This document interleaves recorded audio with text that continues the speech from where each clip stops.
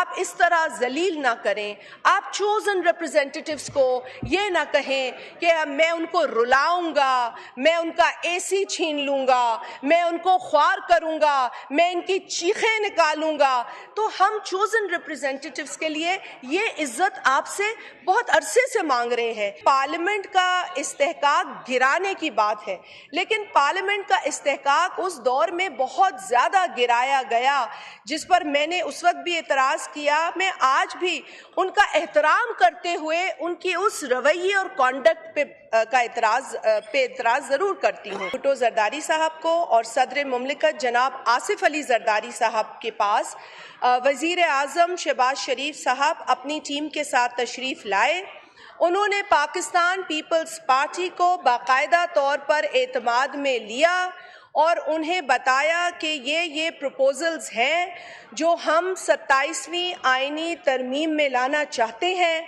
3 نومبر تھا جب ہمارے چیئرمین جناب بلاول بھٹو زرداری صاحب, جو خود اس ایوان کا حصہ ہیں, انہوں نے 3 نومبر کو ایکس اکاؤنٹ پہ جو اپنا ہے اس پر ایک پوسٹ ڈالی, جس پہ انہوں نے بتایا کہ اس طرح وزیر اعظم صاحب آئے ہیں اور ان نکات پر وہ پاکستان پیپلز پارٹی کی حمایت حاصل کرنا چاہتے ہیں. تو یہ تو میں سمجھتی ہوں کہ ایک ایسا قدم تھا جسے پاکستان پیپلز پارٹی کے اراکین تو ہمیشہ یہ بات کرتے ہیں کہ شفافیت ہمارے لیے بہت امپورٹنٹ ہے, لیکن جو ہماری جماعت سے نہیں بھی تھے اور جو ہمارے کرٹکس بھی تھے, انہوں نے بھی اس بات کو سراہا کہ بلاول صاحب نے فوراً اس پوسٹ کے ذریعے تمام لوگوں کو اعتماد میں لیا اور بتایا کہ اس طرح کا پروپوزل باقاعدہ طور پر پیپلز پارٹی کے سامنے آیا ہے. اس کے بعد چیئرمین صاحب نے خود اپنے اس پوسٹ کے اندر 6 نومبر کی ایک ہماری جو سی کا اعلان کیا کہ صدر مملکت قطر کے دورے پر ہیں اور واپس آتے ہی وہ 6 نومبر کو پاکستان پیپلز پارٹی کا جو ہائیسٹ فورم ہے decision making, central executive committee کا اجلاس بلا لیا گیا. اور اس بات کو بھی اپریشیٹ کرنا ضروری ہے کہ صدر مملکت قطر کے دورے سے واپس آئے, ایئرپورٹ سے سیدھا وہ سینٹرل ایگزیکٹو کمیٹی کی میٹنگ میں تشریف لائے. تو سر, ہم صرف اپنی اس کمٹمنٹ کا اظہار یہاں پر دہرانا چاہتے ہیں کہ اگر پاکستان کے آئین میں ایک کوئی پروپوزل آ رہا ہے 27ویں ترمیم کی شکل میں, تو وہ اتنا امپورٹنٹ ایشو ہے کہ اس پر ہمیں اپنی پارٹی کی جو اعلیٰ قیادت ہے اس نے فوراً ایگزیکٹو کمیٹی جو پارٹی کی ہے اس کا اجلاس بلایا. مجھے نہیں پتا کہ یہ پریکٹس کسی اور جماعت نے کی یا نہیں کی, لیکن میں صرف اپنی جماعت کی ایک ورکنگ آپ کے ساتھ شیئر کر رہی ہوں کہ پہلے پبلک کو اعتماد میں لیا گیا اس ایکس پوسٹ کے ذریعے, اور اس کے بعد اپنے تمام جو ممبرز ہیں ایگزیکٹو کمیٹی کے ان کو بلایا گیا. ایک ہم ٹیبل پہ بیٹھے. سر, وہ ایک دن کی میٹنگ نہیں تھی یا وہ چند گھنٹوں کی میٹنگ نہیں تھی, وہ میٹنگ 2 روز چلی ہے. وہ ایک دن میں ہم ڈسکشن مکمل نہیں کر پائے, لیکن ایک دن کے اختتام پر خود پیپلز پارٹی کے چیئرمین نے میڈیا کو بریفنگ دی, اپڈیٹ دی کہ کیا ڈسکس ہوا ہے, اور دوبارہ کل ہم اس میٹنگ کو کنٹینیو کریں گے. تو I just want to share the kind of seriousness and commitment that Pakistan People's Party has shown towards the constitutional amendment that was brought to us by the government on a certain date. تو یہ تو ہمارا ایک طریقہ تھا. اب سر, کیونکہ یہ یہاں لے ہو چکا ہے, اس سے قبل سینٹ میں یہ لے ہوا, اس کے بعد فوراً, and I want to appreciate you particularly here, because ہماری جو ایڈوائزری کی میٹنگ تھی جس کے اندر تمام لوگ ممبرز ہیں بشمول اپوزیشن کے, یہ وہاں پہ آپ نے اعتماد میں لیا تھا تمام لوگوں کو کہ جی پارلیمنٹری جو پروسیجرز ہیں ان کو فالو کیا جائے گا, اور دونوں ہاؤسز کی کمیٹی مل کر जो ही ये अमेंडमेंट सामने आएगी, ऑफिशियल ड्राफ्ट सामने आएगा, तो दोनों हाउसेस की जो कमिटीज़ हैं लॉ एंड जस्टिस की, जो दीगर लेजिस्लेशन को भी देखती हैं, वो फ़ौरन बैठेंगी और इस पर सहर हासिल बहस होगी, जिसमें तमाम अरकान जो इसके रुकन हैं या अगर किसी और को इंटरेस्ट होगा तो वो भी इसमें आ सकते हैं, बैठ सकते हैं, अपनी कॉन्ट्रीब्यूशंस इसमें जमा करा सकते हैं और अपनी राय का इजहार कर सकते हैं. सो आई थिंक दिस वाज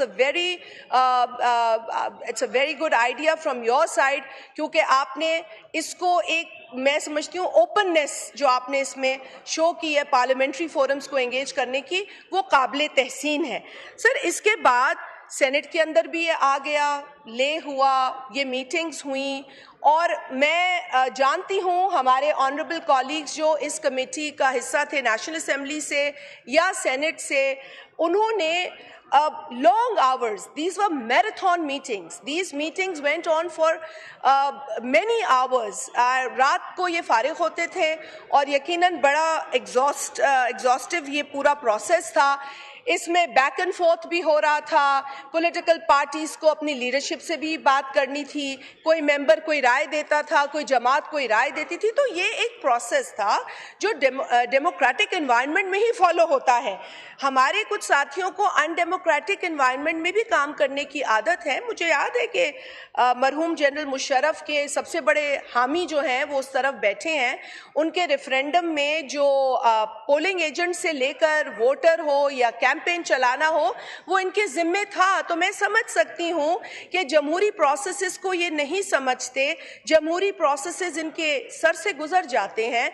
मैं समझ सकती हूँ कि जब ये यहाँ इनको जब हुकूमत दे दी गई थी, बिठा दिया गया था, और जब इनका स्पीकर यहाँ बैठा था, जिनका मैं बहुत ज़ाती तौर पे एहतराम करती हूँ, लेकिन बतौर स्पीकर मेरे उनके साथ बहुत इख्तलाफात हैं, क्योंकि वो दर्जनों बिल्स लाते थे और हर बिल जो था उसे पढ़ा नहीं जाता था, सिर्फ कहा जाता था पढ़ा हुआ समझा जाए. अब पढ़ा हुआ समझा जाए, अगर आप पार्लियामेंट को इस तरह के रूलिंग्स देते हैं तो ये पार्लियामेंट का इस्तेहकाक गिराने की बात है. लेकिन पार्लियामेंट का इस्तेहकाक उस दौर में बहुत ज़्यादा गिराया गया, जिस पर मैंने उस वक्त भी एतराज़ किया. मैं आज भी उनका एहतराम करते हुए उनकी उस रवैये और कॉन्डक्ट पे एतराज़ ज़रूर करती हूँ. और आज सर ये कॉन्स्टिट्यूशनल अमेंडमेंट है. Again I would say it's a package. Many articles जो हैं इसमें मेंशन्ड हैं, डिफरेंट नौयत के आर्टिकल्स हैं, और मुझे इस बात का पर फ़ख्र है कि इस पैकेज की फ़ाइनल शक्ल तो खैर फाइन ट्यूनिंग के बाद आई है, लेकिन इसके जो खदो खाल हैं वो हमारी पार्लियामेंट, हमारी जो पार्टी की एग्जीक्यूटिव कमेटी की मीटिंग है उसमें डिस्कस हुए हैं. सो I am aware, at least I can say that. I don't know how many members sitting here from different respective political parties can claim that, but I can tell you that as a member of that executive committee, my leadership took me into confidence as soon as the government took them into confidence about this proposed constitutional amendment draft. Sir, senate से पास होने के बाद यहाँ पर passage के लिए एक चीज़ आई है जिस पर हमें बात ज़रूर करनी है. इसमें कुछ चीज़ें किसी को एतराज़ हो सकता है, कोई हिमायत कर सकता है, लेकिन मेरा ख्याल ये है कि अपनी जो गुफ्तगू है उसको इस सोच के साथ करें कि ये पाकिस्तान का मामला है, ये पाकिस्तान के आइन का मामला है. मुझे खुशी हुई कि आज बताया गया कि पाकिस्तान के इस आइन में प्रीएम्बल में चोजन रिप्रेजेंटेटिव्स का जिक्र है. हम बार बार ये कहते थे कि चोजन रिप्रेजेंटेटिव्स को आप इस तरह जलील ना करें. आप चोजन रिप्रेजेंटेटिव्स को ये ना कहें कि मैं उनको रुलाऊंगा, मैं उनका एसी छीन लूँगा, मैं उनको ख्वार करूँगा, मैं इनकी चीखें निकालूँगा. तो हम चोजन रिप्रेजेंटेटिव्स के लिए ये इज्जत आपसे बहुत अरसे से मांग रहे हैं कि चोजन रिप्रेजेंटेटिव्स को आप इज्जत दें. आप कहते हैं कानून के सामने सब जवाबदेह हैं और ये जमहूरियत है. तो हम आपको आज भी पूछते हैं कि आपने किस कानून के तहत 3 अप्रैल 2022 को इस असेंबली को डिसॉल्व किया था? آپ بتائیے آپ بھی قانون کے سامنے اسی طریقے سے جواب دہ ہیں. کل جو موصوف یہاں یہ باتیں فرما رہے تھے، اگین میں ان کا ذاتی احترام کرتی ہوں، لیکن بطور سپیکر انہوں نے وہ کرسی اپنے ڈیپٹی سپیکر کو دے کر اس اسمبلی کو 3 اپریل 2022 کو ڈیزالو کروایا. تو آپ مجھے بتائیے کہ آپ نے ایسا کیوں کیا؟ آپ جواب دہ ہیں نہ صرف قانون کے آگے بلکہ پورے پاکستان کے آگے، کیونکہ پاکستان کے ووٹرز کے ووٹ سے وہ اسمبلی بنی تھی جس کو آپ نے سرہن غیر قانونی انلیگل انکانسٹیٹیوشنل طور پر آپ نے ڈیزالو کیا. آپ نے اپنے دور حکومت میں اس اسمبلی کو جس طریقے سے چلایا وہ باتیں دور نہیں ہیں. ہم یہیں بیٹھے تھے، ہم اس طرف تھے، اور بڑی بدقسمتی کی بات تھی اس دور کے ایک بجٹ سیشن کا میں حوالہ دوں گی جب اس سائٹ پر بیٹھی ہوئی وہ جماعت حکومت کے اندر بجٹ کی کتابیں اپوزیشن پر پھینک رہی تھی. میرے پاس سر میں الفاظ نہیں تھے. It was a state of shock that we were in کہ یہاں سے مطلب وہ پہلا بجٹ تھا جس پر گورنمنٹ نے بھی ریئیکٹ کیا.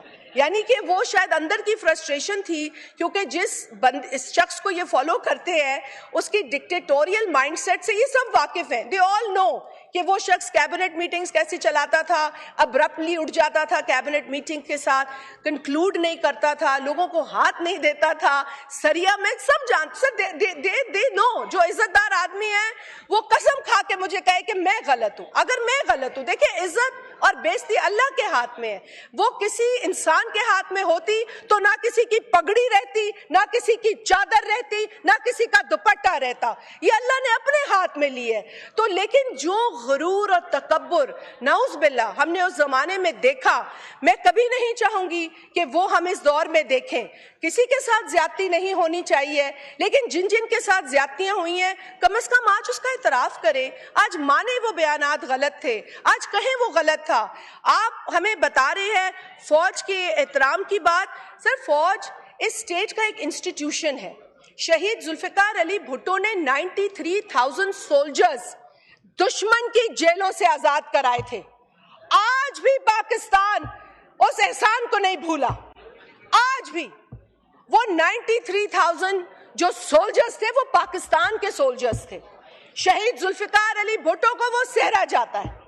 جو ہمیں کل بنگلہ دیش کی یہاں باتیں کی جا رہی تھی، شکر ادا کرے کہ یہ شہید ذوالفقار علی بھٹو تھے جنہوں نے کئی باتوں کو اس زمانے میں سامنے نہیں آنے دیا. کیوں؟ پاکستان کے لیے، پاکستان کی بقا کے لیے، پاکستان کی عزت کے لیے. ان کو تو 2 ٹکڑے ملک ملا تھا، انہوں نے تو اس ملک ٹوٹے پھوٹے پاکستان کا ان کو ذمہ داری سونپی گئی تھی. اور یہ تہمتیں جو کل لگا رہے تھے، میں ان سے کہوں گی کہ تاریخ پڑھیں لیکن مست شدہ تاریخ نہ پڑھیں، صحیح تاریخ پڑھیں، ڈسٹورٹڈ ہسٹری نہ پڑھیں خدا را. کیونکہ آپ جو آج سیکھیں گے، اگر آپ نے وہ نیوٹرلٹی میں نہیں سیکھا تو آپ کل آنے والی نسلوں کا نقصان کریں گے. اگر آپ نے پری کنسیوڈ طریقے سے کوئی بات پڑھی یا ایک ٹاکسک طریقے سے بات کو سمجھنے کی کوشش کی تو you will always miss guide the generations ahead of us. So sir, آپ کل ہی اس ایوان میں شہید ذوالفقار علی بھٹو کی سٹرگل، ان کی قربانیوں، ان کی جد و جہد کے حوالے سے ایک ریزولوشن ہمارے آنریبل کولیگز لائے جسے اس ہاؤس نے unanimously اپروو کیا.